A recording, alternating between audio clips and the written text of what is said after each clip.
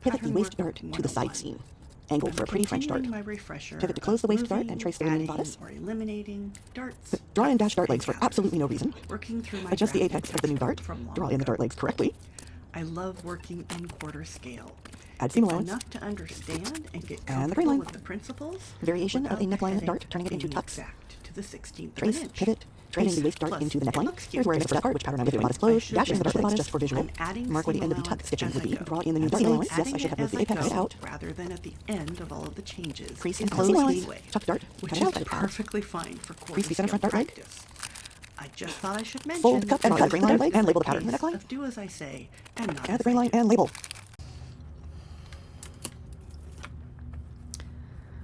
Again, starting with the 2-dart sloper, pick a spot on the center front below the apex bust line. Trace from that point around to the shoulder dart.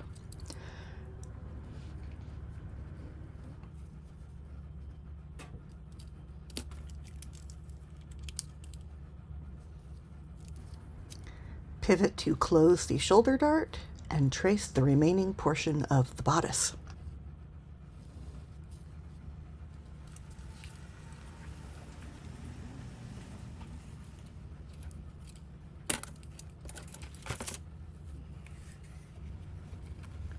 We're keeping the waist dart, so adjust the apex of that dart and once again draw in your dart legs so that it will make a concave dart and suck in against the body.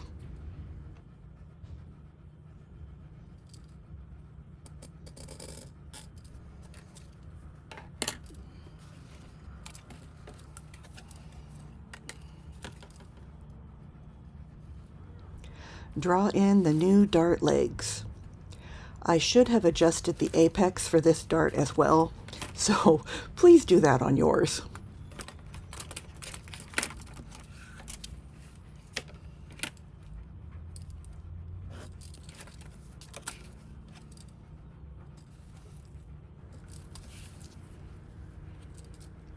Add the 1/2-inch seam allowance all around the bodice.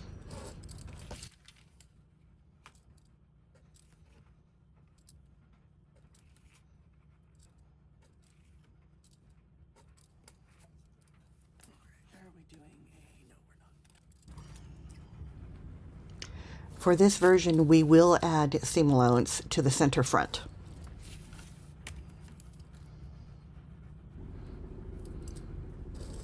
Add the grain line on the center front above the apex dart.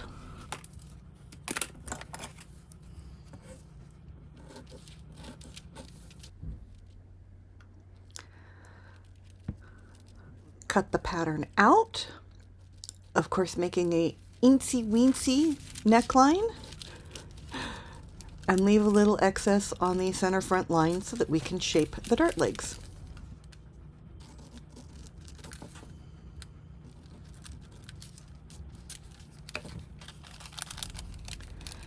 Crease the bottom dart leg and then fold to close and cup the dart.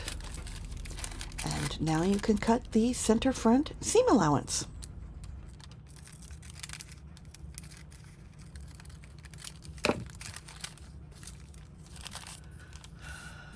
All right, 2-dart. Remember to label. Always, always, always remember to label. A variation on the center front dart. Starting with the 2-dart sloper, pick a spot on the center front below the apex line. Trace from that point around the bodice to the shoulder dart. Pivot to close the shoulder dart, and then trace that shoulder and the remaining bodice outline.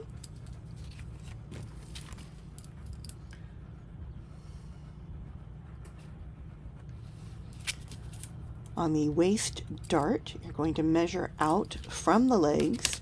It would be 1.5 inches on full scale, because we're changing the dart into shearing. So those are now our marks. And then you can redraw the waistline, because you don't need the little point for the dart legs. Draw a line parallel to the center front, below the apex, below the new dart. I picked 2 inches. This is going to be the closure. Add seam allowance around the bodice.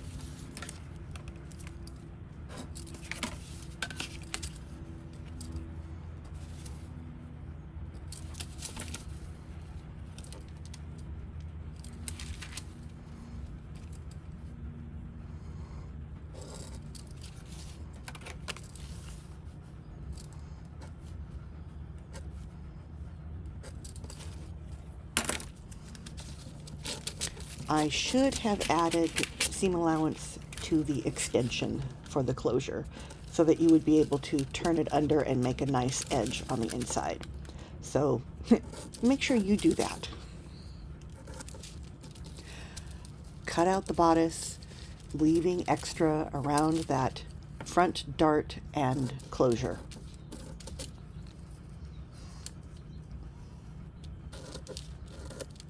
Oh, I forgot.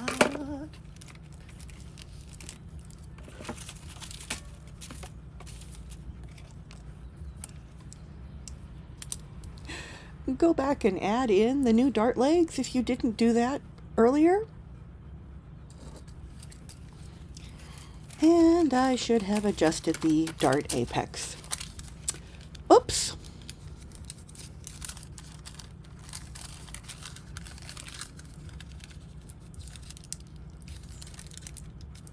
Fold that extension so you can see how the closure would work. You'd have a 1-inch extension past the center front. Then it would be tucked under 1 inch. And if I'd added a little bit of seam allowance, then that could be turned under and give a nice clean edge. But there we go. So that's the shape for the first part of the closure. And then go ahead and crease the bottom dart leg. Fold closed that dart. Cut the pattern.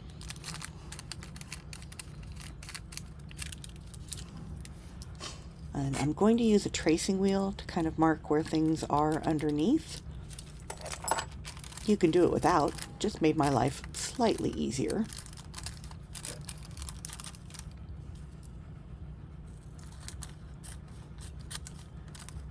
And now I can cut out the excess bit of the dart that would interfere with the closure and the center front and all that other good stuff.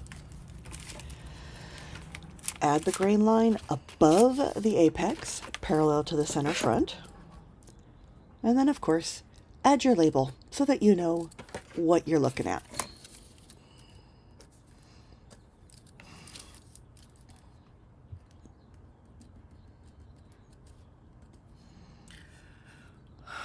Let's see. In this case, waist shear and center front bust dart closure.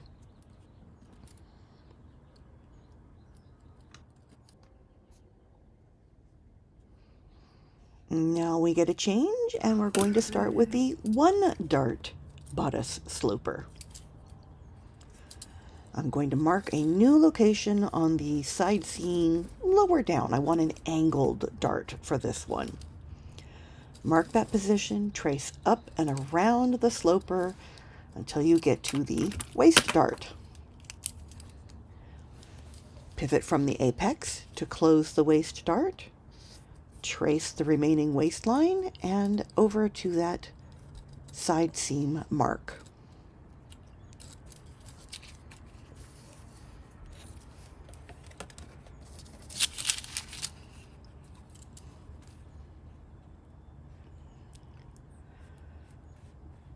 And for whatever reason, I decided to add in the dart legs as dashed straight lines. I have no idea why. I just did. But I did move the apex of the dart away from the apex of the sloper. So that's a good thing. And now I can draw in the correct dart legs with that little bit of curve. Yeah, I have no idea where my brain was on that one.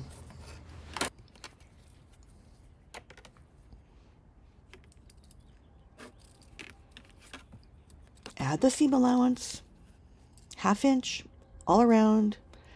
No seam allowance on the center front. This pattern would be cut on the fold or as a full pattern piece. And of course the neckline would be 1/4 of an inch, but I'm not doing a 32nd of an inch on this paper. I'm just not gonna do it. So there. Grain line, always important. Way more important than I ever thought it would be. Put your beautiful label on there, in this case, a French dart.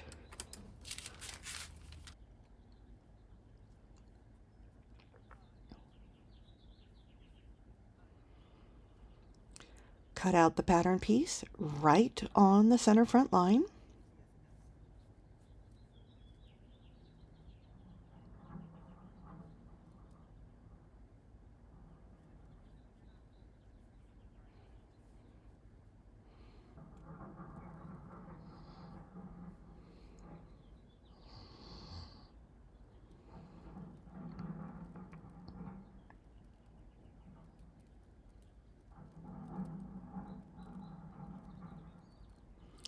Crease the upper dart leg, and then fold the dart closed. Cup the paper, and now you can cut the side seam, or side seam allowance.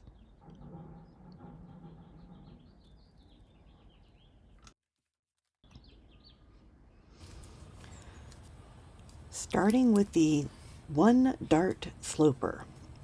Mark a position in the neckline for the new dart placement. Trace around to the waistline dart, pivot to close the dart, and then trace all the way around the rest of the bodice to the mark on your neckline.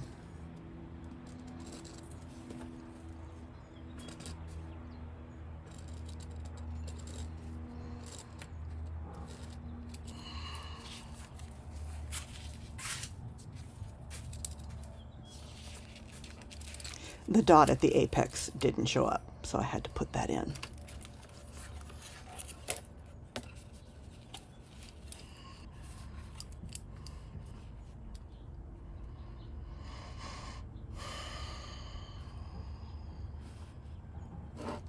Draw in the new dart legs.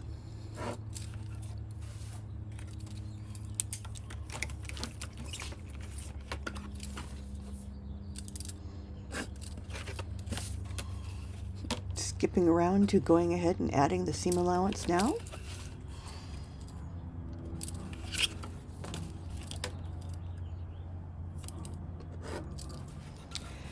Seam allowance everywhere, but where? Say it with me now. Everywhere but the center front.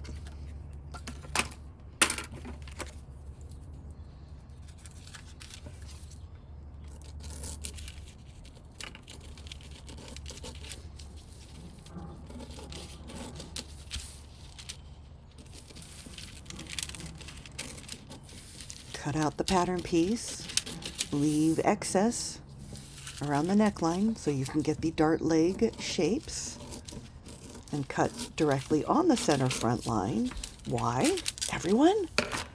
Because the pattern would be cut on the fold or would be a full pattern piece. Excellent. Crease the center front dart leg, fold the dart closed, cup the dart,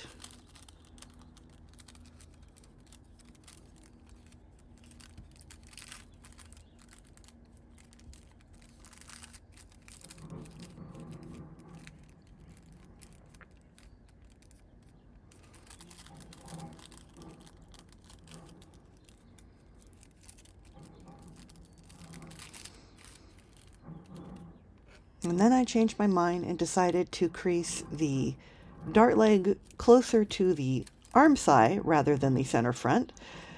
Realized what I'd done and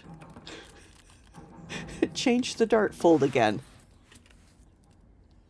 Stick with the center front dart leg as the fold.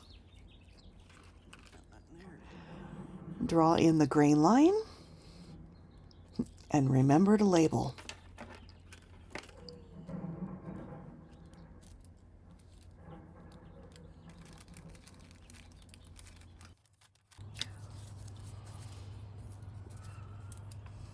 A variation of the neckline dart, turning it into a tuck instead.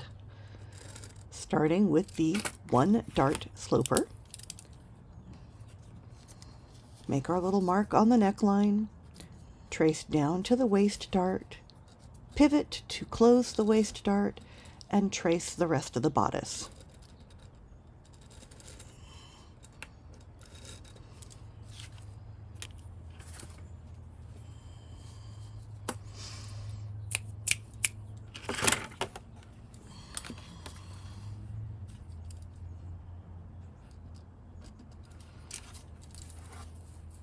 And I added the notch in the wrong place and for a different pattern piece. So just ignore that particular part of the program.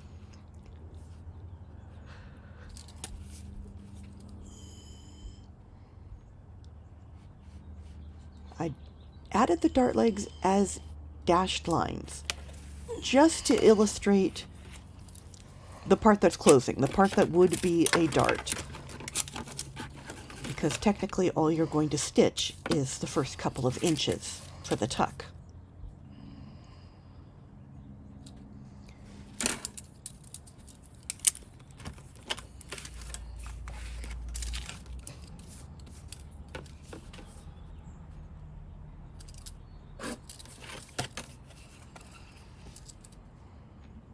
Seam allowance all around.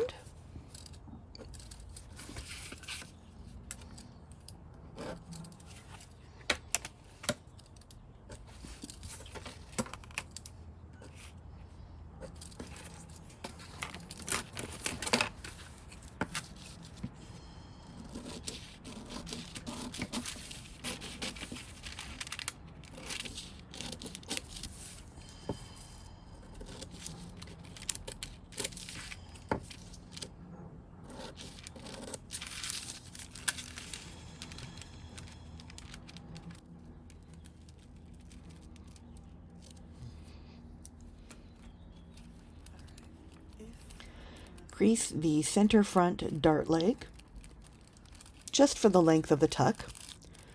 Close that space up. Cup your pattern. Cut out the neckline.